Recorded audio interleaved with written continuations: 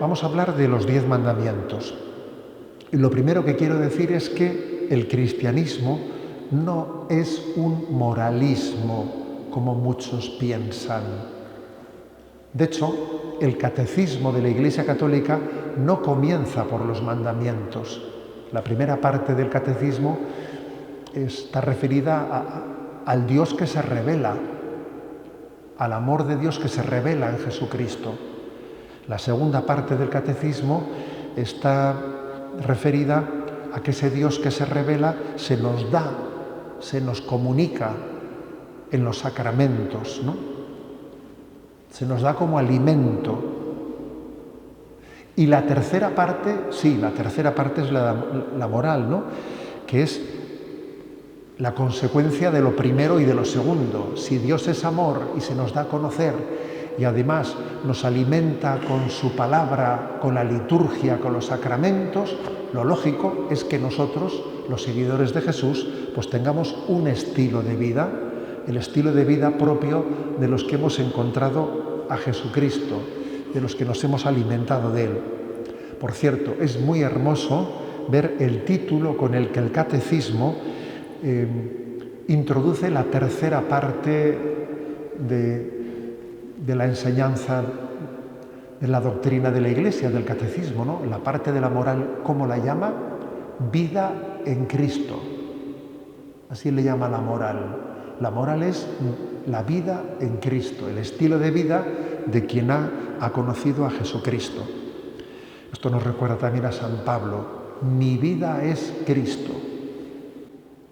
Bien, por lo tanto, he dicho que por el hecho de que prediquemos los 10 mandamientos, no quiere decir que el cristianismo sea un moralismo. No, no es un moralismo, pero sí nos llama a la conversión.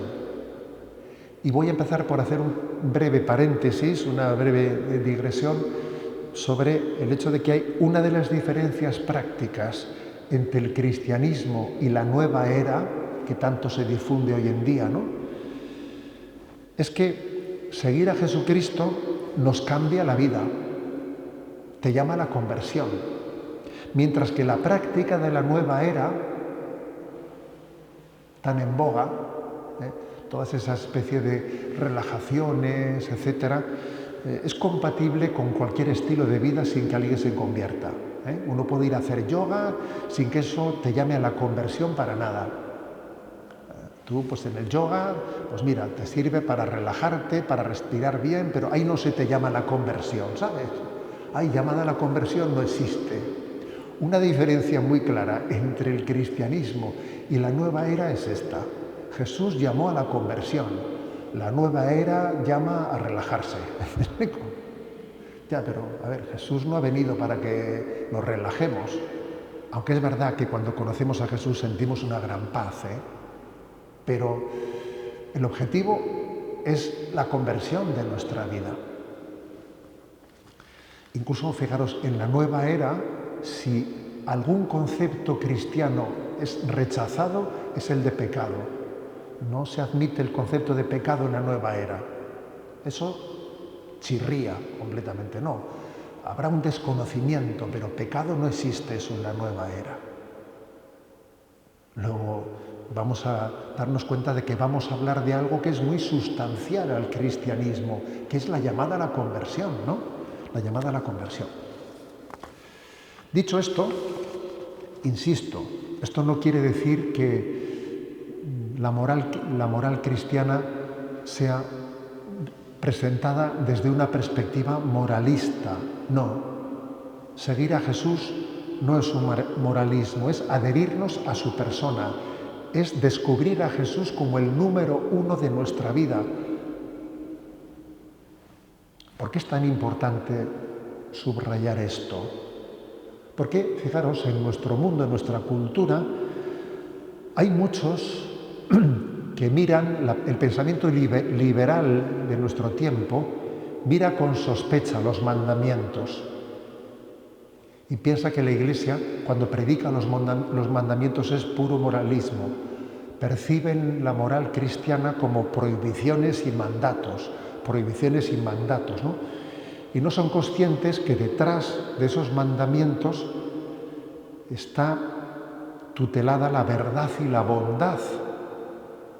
Esos mandatos y prohibiciones custodian la verdad y la bondad. A mí la metáfora más aproximada que se me ocurre, ¿no?, para que ante esas personas que vienen a tener esa sospecha de que los mandamientos de la ley de Dios es una especie de agobio, ¿no?, agobio de mandatos, prohibiciones, esa acusación de moralismo. A mí la metáfora más, digamos, aproximada que se me ocurre para responderles es la metáfora de cómo un adolescente percibe las cosas. Un adolescente es muy típico que perciba lo que sus padres le dicen como un agobio, un agobio, que incluso se rebela contra lo que sus padres le piden, ¿no? Se rebela, porque él le cuesta en la crisis del adolescente, le cuesta descubrir el amor que se esconde detrás de las normas que sus padres le ponen. Sus padres le ponen unas normas que son por su bien, ¿sabes? Pero él no lo percibe así, se rebota y me agobiáis, no me dejáis hacer lo que quiero, yo soy... A ver, el adolescente lo que ocurre es que no tiene la capacidad de percibir detrás de las normas que sus padres le ponen el amor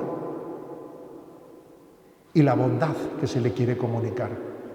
Es un problema de percepción el que tiene el adolescente. Más tarde se dará cuenta. Ya, algo así ocurre también, ¿no?, a ese pensamiento liberal de nuestro tiempo que ve, no hacen más que mandarme y prohibirme cosas, ¿no? Y ve los mandamientos, los percibe en vez de como una liberación, como un don de Dios. Lámpara es tu palabra para mis pasos, luz en mi camino. En vez de percibirlo como un don de Dios que me ilumina el camino, lo percibe como un agobio que me manda y me prohíbe. Es una crisis de adolescente, vamos, el percibir así las cosas. Esta es la cultura occidental, que pone la autoridad bajo sospecha, ¿sabes? Y que tiene una idolatría de la libertad. Por eso, pero como la mentalidad es la que es esta, es verdad que tenemos que hacer un esfuerzo pedagógico para explicar bien eso de los 10 mandamientos. Porque de hecho, en el capítulo 20 del libro del Éxodo, en el que se habla de cómo Yahvé entregó el decálogo a Moisés, ¿no?, se utiliza el término de palabras para referirse a los 10 mandamientos. Dice Éxodo 21, Dios pronunció todas estas palabras. Es un versículo en el que en vez de decir Dios pronunció estos mandamientos, dice estas palabras. Y es interesante ver, porque de hecho este es el título que le puso el Papa Francisco a su catequesis de los 10 mandamientos, que le puso como título las 10 palabras. En vez de decir los 10 mandamientos, dijo las 10 palabras. Porque tiene un matiz la palabra, perdonad por la redundancia, la palabra, el término palabra, tiene un matiz importante, ¿no?, que no excluye que sigamos hablando de los mandamientos, pero que explica a qué nos estamos refiriendo, ¿no? El concepto de mandamiento lo solemos a veces percibir como el adolescente, como una imposición que no admite diálogo, mientras que el término palabra hace referencia a un encuentro personal. La palabra es comunicadora. Y es que los mandamientos de la ley de Dios no se pueden aislar del conjunto del resto de la revelación. Dios es verbo, Dios es palabra, tiene misericordia de nosotros, se comunica, nos da a conocer su camino. Esos son los mandamientos, ¿sabes? Son una palabra que te guía. Como un padre bueno hace con su hijo adolescente, con paciencia habla con él personalmente, le escucha, le abre el corazón, le corrige, le exige, le pone límites, le anima, sobre todo le intenta dar ejemplo, que al final es lo más importante, ¿no? Cuando entendemos esto, descubrimos que los mandamientos de la ley de Dios son el camino hacia la libertad que solo Dios puede darnos. No son ningún agobio, son el camino hacia la libertad.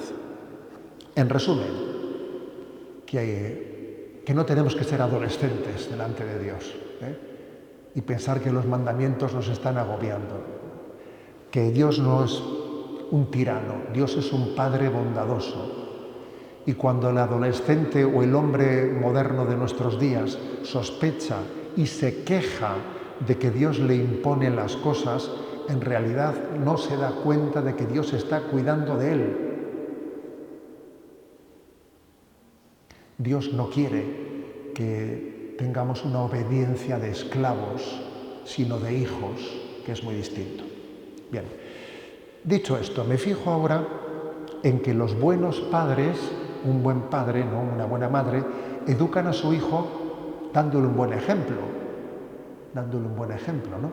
No sé si habéis escuchado una frase que decía Madre Elvira, la religiosa fundadora del Cenáculo, ¿no? Y decía ella: si tus hijos no te escuchan, date tranquilo, te están viendo. Igual oír no te oirán, pero te están viendo, ¿sabes?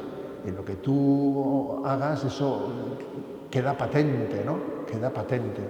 Entonces, ¿por qué digo esto? Porque los 10 mandamientos también son una radiografía de Jesucristo. Y al igual que las bienaventuranzas, cuando Jesús predicó las bienaventuranzas, bienaventurados los pobres de espíritu, bienaventurados los misericordiosos, Jesús estaba haciendo un autorretrato. Estaba sin pretenderlo, pero estaba diciendo cómo es Jesús. Pues con los mandamientos pasa lo mismo. Los mandamientos nos describen cómo es el corazón de Jesús. Los 10 mandamientos, esos que se grabaron en tablas de piedra en el Antiguo Testamento, en el Nuevo Testamento están grabados en Jesús. En Jesús. Él es el que hace vida la voluntad de Dios. Los 10 mandamientos, para ver cómo se cumplen, hay que ver la vida de Cristo. Él es el que vive los mandamientos y la voluntad de Dios. Ahora, lo que hace falta es que nosotros grabemos en nuestro corazón los mandamientos, la voluntad de Dios en nuestra vida. Bien, avanzo un poco más. Tanto el Catecismo de la Iglesia Católica como esas catequesis del Papa a las que me he referido, las 10 palabras, parten curiosamente del mismo texto del Evangelio para explicar los mandamientos.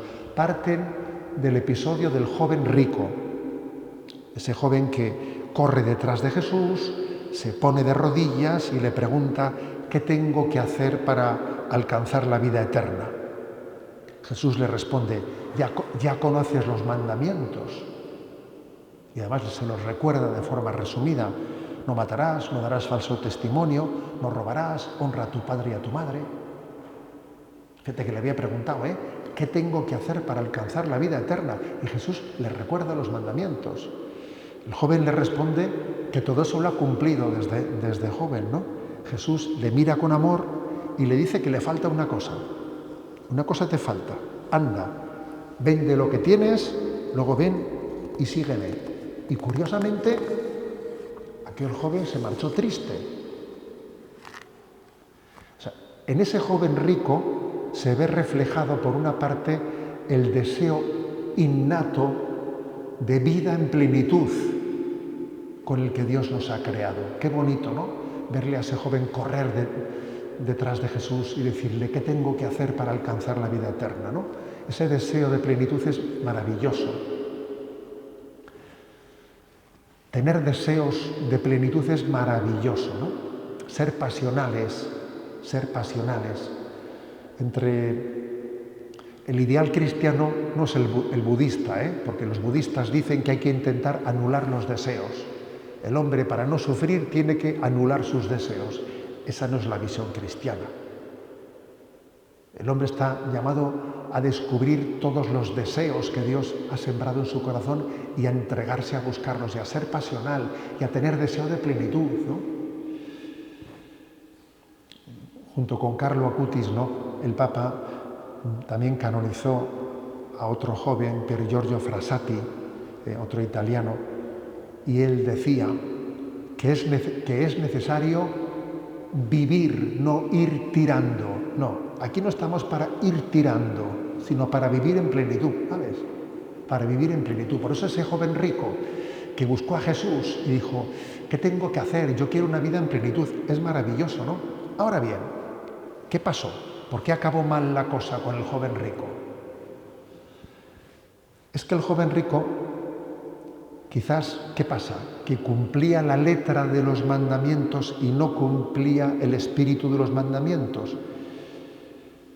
Es que el espíritu de los mandamientos no es otro que descubrir lo que Dios quiere de cada uno de nosotros. Los mandamientos son como una tabla del trampolín. Una vez que uno da un salto al aire con la tabla del trampolín, que son los 10 mandamientos, tiene que ir más allá de la voluntad genérica de Dios para todos sus hijos, para llegar a descubrir y abrazar la voluntad particular para cada uno de nosotros. Creo que es una imagen que puede servir. Y quizás el joven rico se quería quedar en la tabla del trampolín, pero no se da cuenta que con la tabla del trampolín uno tiene que saltar. ¿Y qué quieres Dios de mí en concreto, no? Por lo tanto, debemos de recurrir a los mandamientos no como un mínimo, porque parece que ese joven decía, dime en mi carné cuántos sellos tengo que poner, cuántos mandamientos tengo que cumplir, ¿no? No hay que recurrir a los mandamientos como una especie de mínimo para buscar el aprobado. Ese no es el espíritu de los 10 mandamientos, ni siquiera en su letra, sino que los mandamientos son un trampolín que te catapulta a la santidad, que nos invita a amar más y más. No es un signo de buen espíritu el que uno se pregunte, ¿esto es pecado? ¿Puedo hacer esto sin pecar? ¿Esto es pecado o no es pecado? No es un signo de buen espíritu. Es mucho mejor hacer otra pregunta. ¿Esto le agrada a Dios? ¿Dios espera de mí esto o no espera de mí esto? ¿Sabes? Es decir, no hay que acercarse a los mandamientos buscando mi aprobado, que me dé una seguridad, sino buscando un trampolín que me lleve a buscar la santidad, el plan que Dios tiene pensado para mí. Y ahí es donde el joven rico falló, ¿sabes? Se quería quedar en la tabla del trampolín sin saltar hacia buscar la voluntad de Dios. Decía, ¿no?, San Carlo Acutis, que todos nacen como originales, pero que muchos mueren como fotocopias. Este pudo ser el problema del joven rico, que se conformaba con ser una fotocopia. Recurría a los mandamientos para asegurar su fotocopia, pero no se atrevía a saltar desde los mandamientos hasta descubrir el original que Dios quería realizar en su vida. Por lo tanto, nosotros tenemos que hacer de los mandamientos el trampolín para buscar la santidad, el designio que Dios tiene en nuestra vida, el proyecto de Dios para santificarnos. Pues bien, voy a pasar de una manera transitoria a hablar ya del primer mandamiento, ¿de acuerdo? He hecho una introducción sobre los 10 mandamientos, pero ahora vamos a entrar en el primer mandamiento. Y lo primero que tenemos que decir es que en el punto 2069 del Catecismo se habla, antes de hablar del primer mandamiento, se habla de la unidad de los 10 mandamientos. Como diciendo, son inseparables, eso digámoslo también, son inseparables. Dice ese punto 2069, el decálogo forma un todo indisociable. Cada una de las 10 palabras remite a cada una de las demás y al conjunto, se condicionan recíprocamente. Las dos tablas de la ley se iluminan mutuamente, forman una unidad orgánica. Transgredir un mandamiento es quebrantar todos los otros. No se puede honrar a otro sin bendecir a Dios, su creador. No se puede adorar a Dios sin amar a todos los hombres que son sus criaturas. El decálogo unifica la vida teologal y la vida social del hombre. Este es el punto de partida. O sea que vamos a hablar, obviamente, mandamiento por mandamiento, bien, pero conviene escuchar esto que dice el catecismo. Aunque hagamos el esfuerzo de ir mandamiento por mandamiento, caigamos en cuenta de que en el designio de Dios son todos un conjunto. Entonces, amarás a Dios sobre todas las cosas. ¿Dónde encontramos eso? Mateo 22, 37. Amarás al Señor tu Dios, dice Jesús, con todo tu corazón, con toda tu alma y con toda tu mente. Eso Jesús es una cita que está haciendo de Deuteronomio 6:5, donde dice: escucha, Israel, el Señor nuestro Dios es el único Señor. Amarás al Señor tu Dios con todo el corazón, con toda tu alma, con todas tus fuerzas. O sea que Jesús está cogiendo del Antiguo Testamento la revelación y la vuelve, ¿no?, a presentar. Bien, entonces, yo lo primero que diría para entender el primer mandamiento. Lo curioso es que lo primero que te dice es Shema. Escucha, escucha. A ver, atiende. A ver, no te distraigas. Ábreme los oídos. Escucha. Antes de decirte ama, te dice: el Señor tu Dios es uno. El Señor tu Dios es bueno. El Señor tu Dios es bondadoso. Dios es infinitamente amoroso. Primero, entérate de que Dios te quiere. Primero escucha. Primero recibe. Date cuenta que Dios te ama primero a ti. O sea, para poder vivir el espíritu del primer mandamiento, lo primero es caer en cuenta de que yo soy infinitamente amado por Dios. Para entender bien el primer mandamiento, sería muy importante ponerlo en fórmula pasiva. La fórmula activa es: amarás a Dios con todo tu corazón, ¿no?, con toda tu alma, con toda tu mente. En fórmula pasiva es: déjate amar por Dios con todo tu corazón, con toda tu mente, con todo tu ser.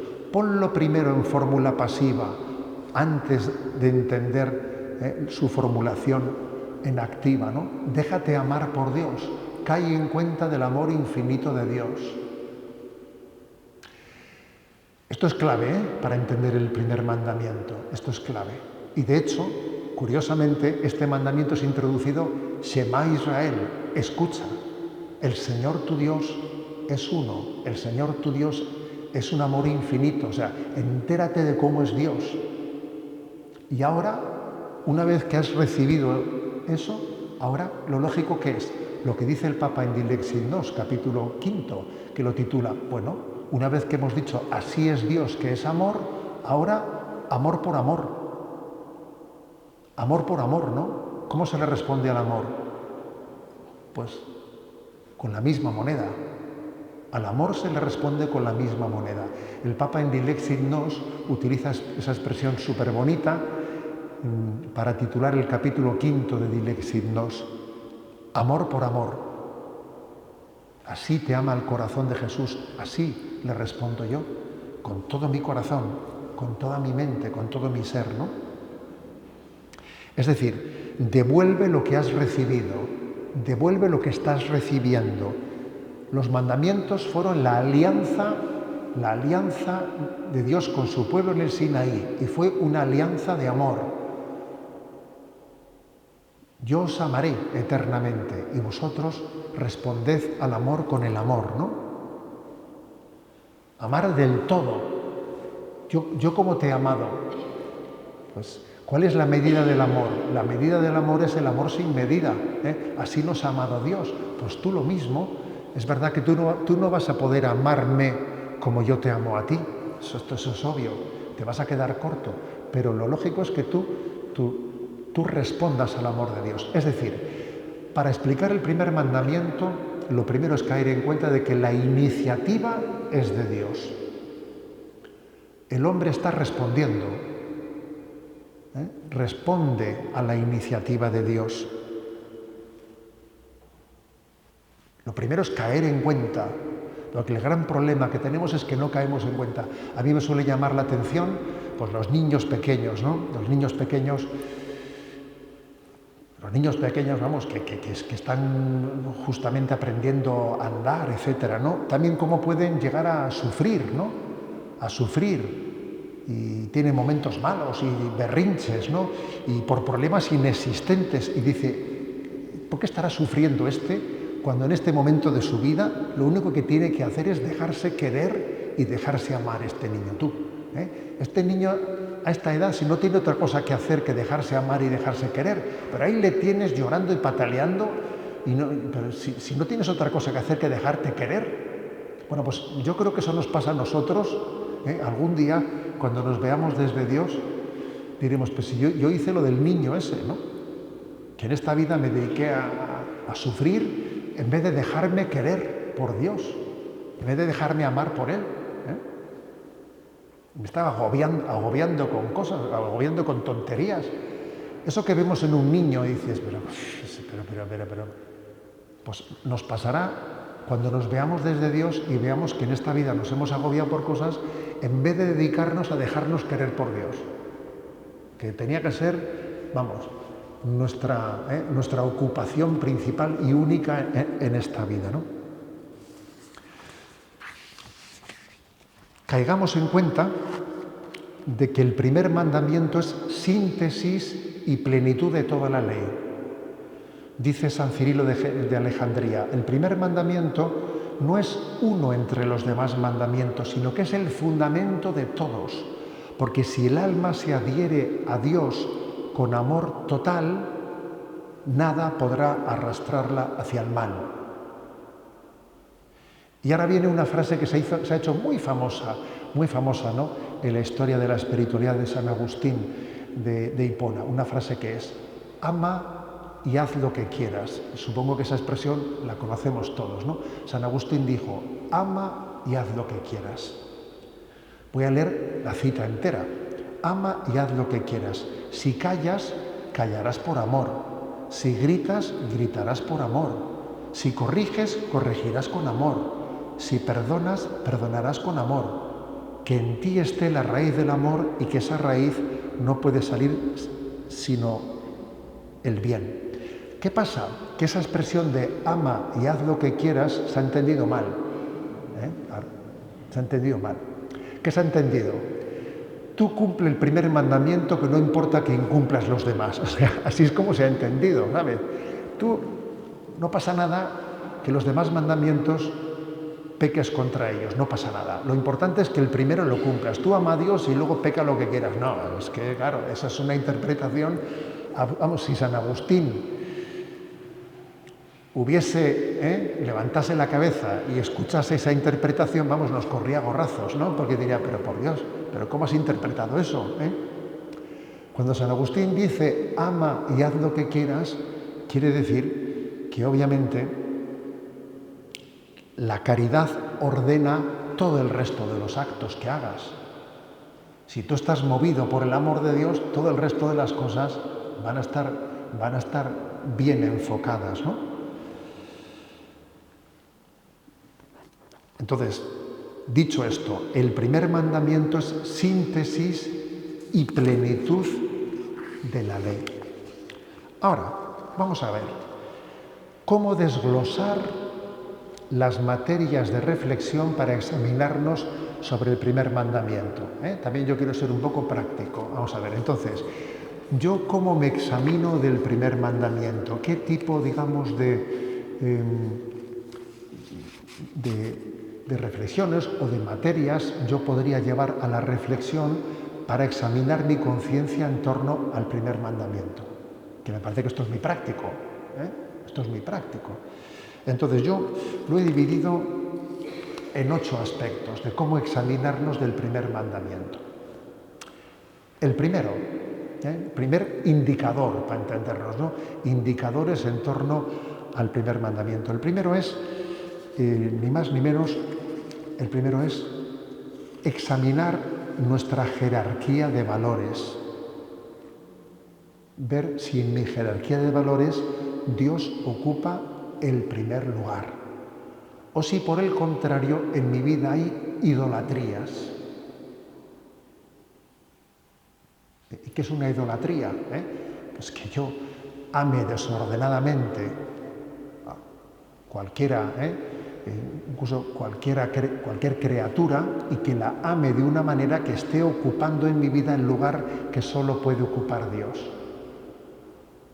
Entonces, pues esa idolatría pues puede ser el dinero, esa idolatría puede ser la fama, esa idolatría puede ser mis seguridades.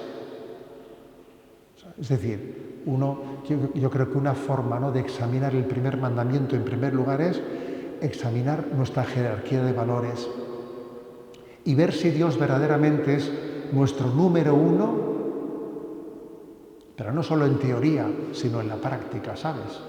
Sino en la práctica. Alguien dijo que lo más importante en esta vida es que lo más importante sea lo más importante, ¿sabes? Claro, una cosa es que en teoría, sí, pero tiene que ser en la práctica. Lo más importante en esta vida es que lo más importante sea lo más importante, o sea, que lo sea en la práctica, claro. Que lo sea a la hora de decir, Dios es mi número uno, ¿no? Y en mi vida no hay idolatrías, por ejemplo, las ideologías, la política, claro, pueden ser vividas de una manera idolátrica.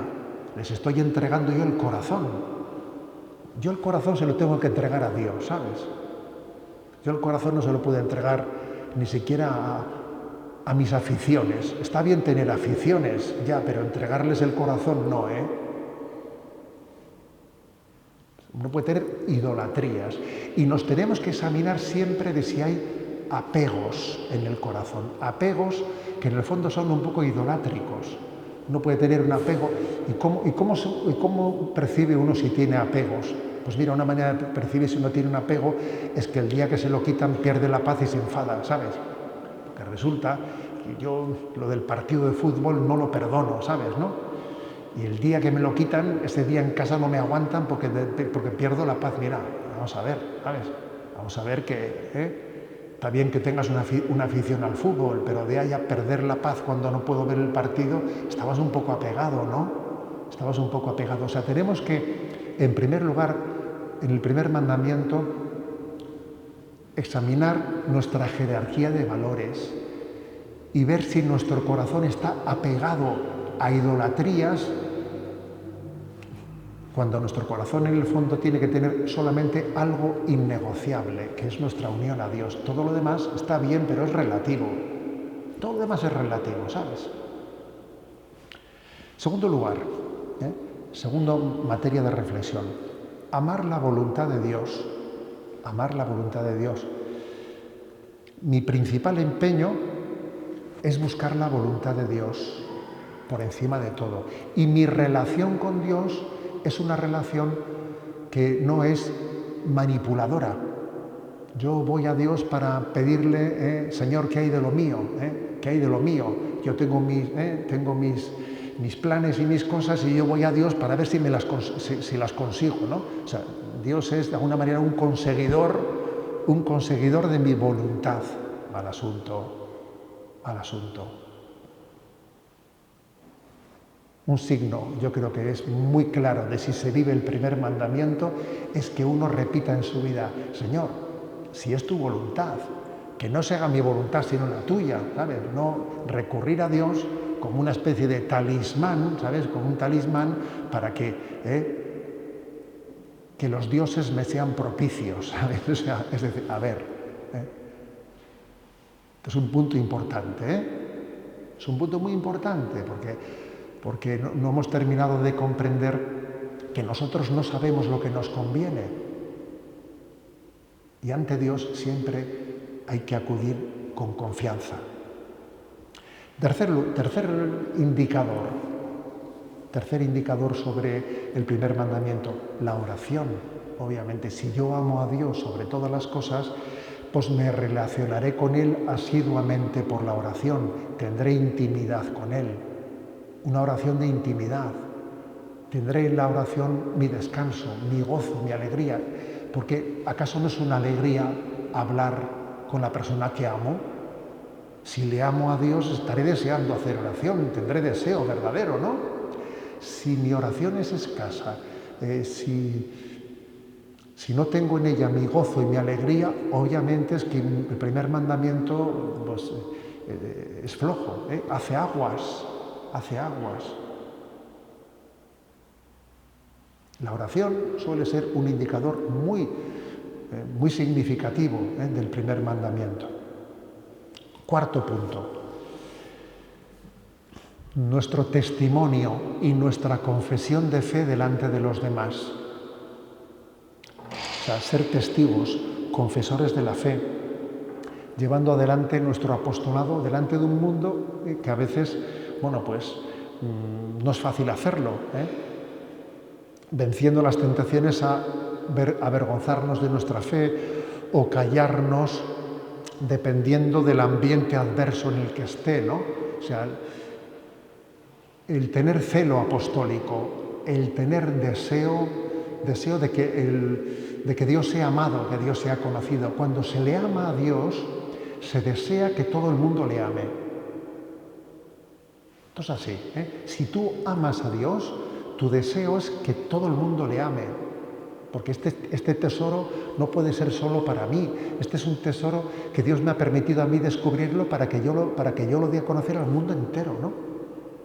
Solo los enamorados se enamoran. El que está enamorado de Dios tenderá a difundirlo, ¿sabes? Tenderá a difundirlo. No hace mucho me dijo una mujer, ¿no? Me dice, señor obispo, yo de estos temas de fe procuro hablar poco en público, porque te quitan la fe que tienes, Me dijo, ¿no? Claro, yo le dije a la mujer, mire, yo le entiendo, pero por ese camino va usted a perder la fe del todo. Le dije, va a perder usted la fe del todo. ¿Por qué? Porque la fe crece confesándola y superando ese miedo al ridículo, ¿sabes? Quinto punto, la confianza, un buen medidor, un buen termómetro del primer mandamiento, si yo amo a Dios, es la confianza. Yo vivo en confianza, no vivo agobiado. ¿Me explico? Así, con un poco de sentido del humor, yo publiqué por ahí un artículo que decía, Dios existe y no eres tú, relájate.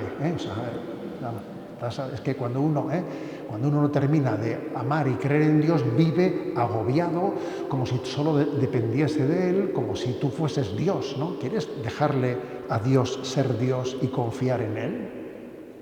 ¿Te das cuenta que estás en manos de un Padre que te quiere y que es todopoderoso? Pues confía, hombre, confía, ¿no? En medio de las contrariedades, la confianza es un signo del amor a Dios, sin duda alguna. Es verdad que en esto también hay caracteres, y hay caracteres que tienden al agobio, otros son más tranquilos. Eso, el factor psicológico también algo puede depender, pero cada uno, partiendo de la psicología que tenga, tiene que aprender a confiar. Dios me ama, estoy en sus manos. Pues ya está, aprendo a descansar, a hacer un acto de confianza, de abandono en sus manos. Doy un paso más. En sexto lugar, también, digamos, el primer mandamiento es un mandamiento que nos ayuda a ver nuestra relación con las tres virtudes teologales, la fe, la esperanza y la caridad. Por lo tanto, también tenemos que examinarnos sobre nuestros pecados contra la fe.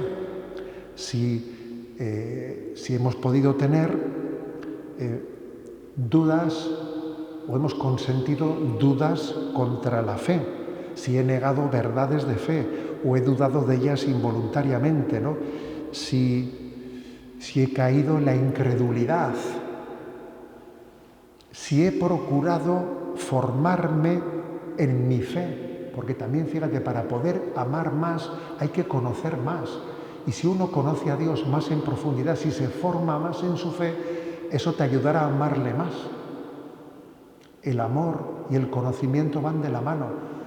A veces, claro, por el hecho de que no conocemos a Jesús con suficiente profundidad, eso nos impide amarle más.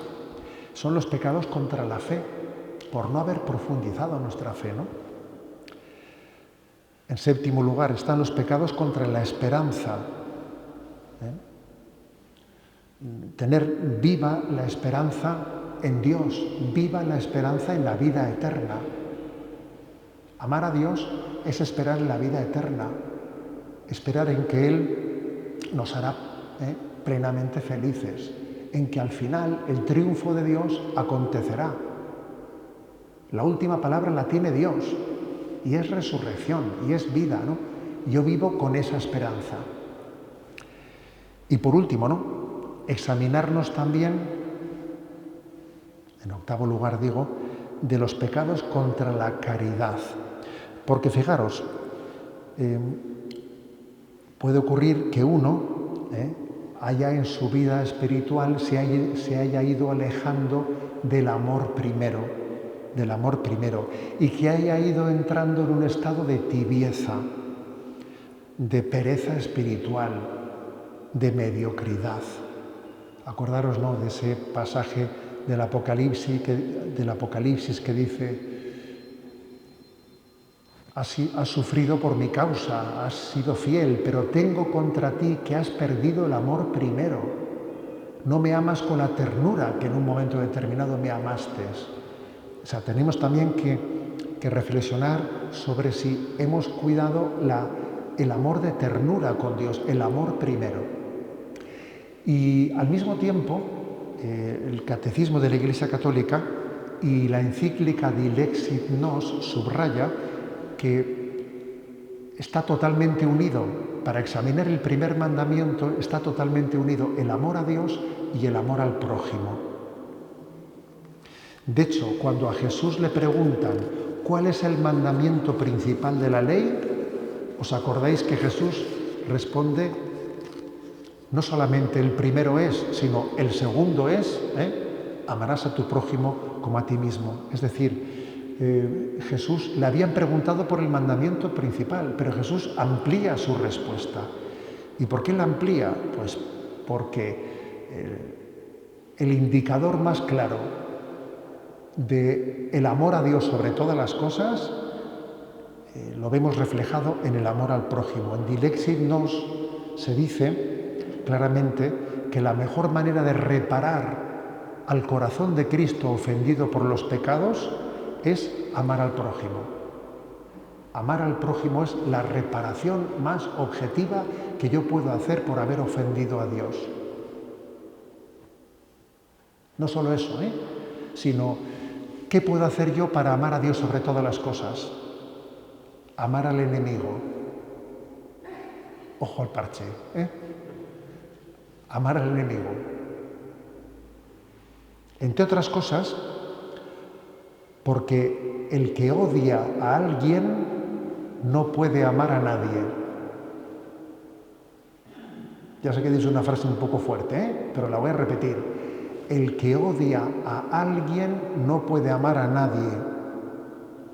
No puede amar a nadie, porque si tú odias pierdes la gracia. Y si tú no estás en estado de gracia, no puedes amar ya ni al prójimo ni a Dios. Ni a Dios. El amor a Dios y el amor al prójimo están unidos. San Agustín dice, ¿no?, la conclusión es de que hay que amar a todos. Si no amas a todos, no puedes amar a Dios. El amor a Dios y el amor al prójimo están plenamente unidos. Es decir, que esta sería una conclusión, una conclusión. Es imposible amar a Dios sin amar a los hombres. Y no podemos amar a los hombres sin amar al que nos enseña a amar a los hombres. Y las dos cosas están unidas, quédate con las dos. Es imposible amar a Dios sin amar a los hombres. Y es imposible amar a los hombres sin que amando a Dios, Él me enseña a amar a los hombres, ¿sabes?